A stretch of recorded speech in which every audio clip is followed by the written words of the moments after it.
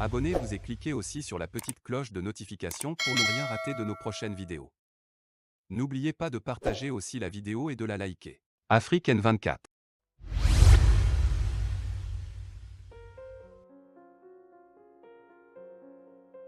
Dans la série « Projet de société de la DMK », nous vous proposons de réécouter le projet de programme politique commun des forces démocratiques datant de janvier 2020. Quatrième partie. Dynamique Monseigneur Kodzro, DMK. Promouvoir une croissance durable et inclusive. 1. Renforcement et revalorisation du secteur informel. Le secteur informel, véritable vecteur de dynamisme économique, représente au Togo plus de 80% de la population active et contribue à plus de 70% du PIB. Notre projet préconise l'élaboration et l'adoption d'un projet de loi portant réorganisation et restructuration de la délégation à l'organisation du secteur informel, DOSI, en vue de mieux élargir l'assiette de la sécurité sociale ouverte aux travailleurs de ce secteur. La création d'un cadre juridique souple pour les activités relevant du secteur informel, la facilitation de leur bancarisation et de leur accès au crédit bancaire et la définition d'une politique fiscale conséquente pour ce secteur dite par exemple impôt forfaitaire d'activité intermédiaire, nous paraît de bon sens. 2. Secteur agricole. Le secteur agricole constitue un secteur clé du développement à la base au Togo. Il devra, nous semble-t-il, être réorganisé et promu afin qu'il devienne une véritable niche de création d'emplois et de relance économique du Togo. Une approche stratégique générant des richesses dans la proximité nous semble donc appropriée. À cet effet, notre projet préconise d'organiser des états généraux de l'agriculture, tendant à jeter les bases d'une véritable politique agricole coordonnée, dont l'ambition sera de faire du Togo le grenier de l'Afrique occidentale. D'établir un plan d'action et de relance définissant clairement les moyens et les ressources à mettre en œuvre avec notamment la redynamisation de l'Institut national de formation agricole, INFA, de Tové. De redéfinir la politique d'autosuffisance alimentaire et permettre à ce que notre production vivrière puisse véritablement assurer les besoins alimentaires de base de nos populations à raison de 3 repas par jour, et dégager des surplus commercialisables dans les pays voisins. À ce titre, le gouvernement de transition devra en responsabilité et en sagesse faire d'une priorité les 3 repas quotidiens à tous les citoyens afin qu'ils mangent à leur faim sur toute l'étendue du territoire national. D'organiser les agriculteurs en coopérative et de doter chaque coopérative d'un tracteur et d'un technicien en agriculture. Sous réserve de ce que chaque coopérative ou groupe de coopératives soit spécialisé dans une culture donnée et dispose d'au moins 5 hectares de terres agricoles. L'accès au crédit bancaire devra être facilité au profit de ces coopératives. De doter chaque préfecture de 500 tracteurs agricoles, soit 15 500 tracteurs pour les 35 préfectures. Des techniciens agricoles devront rapidement être formés pour rendre aisé aux agriculteurs l'utilisation des tracteurs mis à leur disposition. Une structure d'appoint devra être mise en place pour la maintenance et la réparation des engins. De favoriser dans chaque région la spécialisation de cultures, en se basant sur les réalités géologiques, climatiques, hygrométriques de chaque milieu. De réévaluer tous les projets agricoles antérieurement initiés par les gouvernements précédents et n'ayant pas vu le jour faute de financement pour les rendre opérationnels. De définir une stratégie nationale de production cotonnière, prévoyant d'apurer tous les arriérés des producteurs, afin d'assurer de meilleures conditions de travail pour les campagnes cotonnières futures. L'objectif étant d'optimiser la production cotonnière de notre pays et la réouverture de toutes les usines de traitement de coton. Concomitamment, la relance de notre production textile nous paraît relever d'un enjeu pragmatique en termes de compétitivité des activités semi-industrielles et commerciales du Togo. De prendre l'initiative de mener une action politique au niveau sous-régional, avec l'objectif d'obtenir l'engagement des autres pays producteurs pour coordonner l'ensemble des politiques cotonnières de la sous-région. De définir une politique nationale sur l'activité maraîchère, pour en faire un secteur professionnalisé capable de couvrir les besoins de nos populations sur toute l'étendue du territoire national, et de dégager des surplus destinés aux pays voisins. De moderniser le secteur de la pêche constitutive d'activités économiques ou de subsistance, consistant à capturer à titre professionnel des poissons, des crustacés ou des coquillages. Une dotation en moyens modernes d'exploitation de nos ports de pêche devra idéalement être assurée. En outre, l'implantation d'une criée digne de ce nom rattachée à des réseaux de distribution dans tout le pays devra à court terme être matérialisée.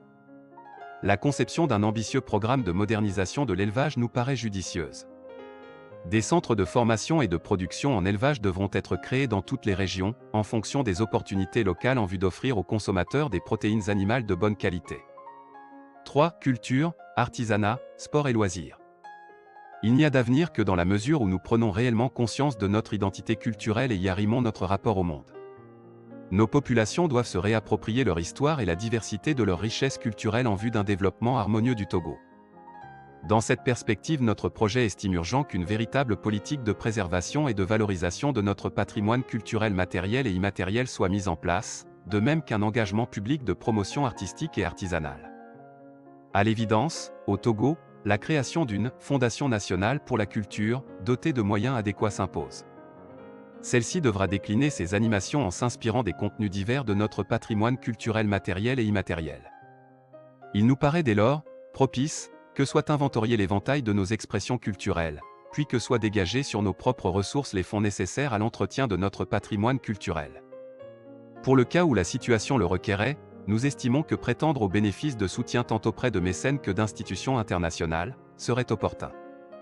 La création de l'Institut d'études de l'histoire du Togo devra, nous semble-t-il, au-delà de la recherche académique, permettre la valorisation de sites touristiques et culturels de notre patrimoine, dans sa grande diversité.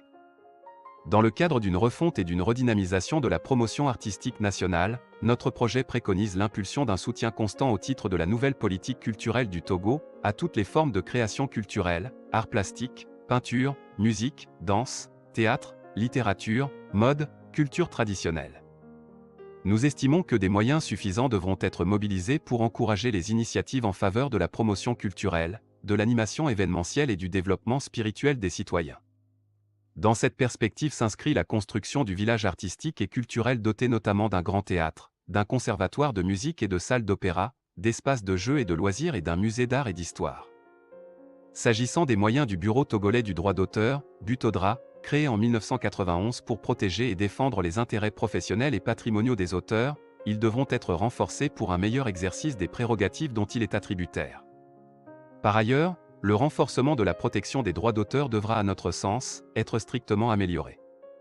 Du reste, notre projet préconise une redéfinition de la mission du ministère de la Jeunesse, des Sports et des Loisirs qui doit intégrer davantage la pratique de loisirs éducatifs qui favorisent le développement physique des enfants et des jeunes ainsi que leur autonomie de même que la formation des élites sportives à la base. Dans cette perspective, sa restructuration avec la mise en place du service des loisirs éducatifs, SLE, s'avère indiquée. La promotion des espaces de loisirs et de jardins publics dans chaque préfecture s'impose en vue de favoriser sans discrimination sur toute l'étendue du territoire national l'émulation, la joie de vivre et le bien-être collectif indispensable pour un vivre ensemble harmonieux. Ces espaces de loisirs devront abriter une bibliothèque, des aires de jeu, des salles de conférences et de spectacles, et de grandes salles pour des veillées de prière afin de progressivement délocaliser les funérailles du milieu de la cité avec les préjudices subséquents, destruction de routes, nuisances sonores, problèmes de circulation, à des endroits appropriés à moindre coût pour tous les citoyens. Par ailleurs, la politique nationale de jardins publics qui doit relever du service des espaces verts et de l'environnement, SEV, vise à promouvoir la culture de lieux de plaisance publics gratuits indispensables à l'épanouissement et au bien-être des citoyens. Dans la 5e et dernière partie, nous vous proposerons d'écouter une diplomatie visionnaire, ouverte sur le monde. À suivre.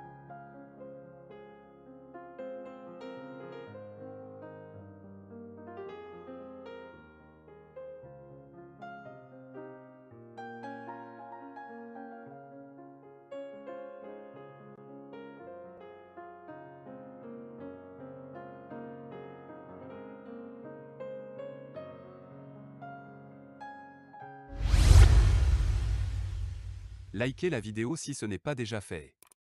Laissez aussi votre point de vue en commentaire.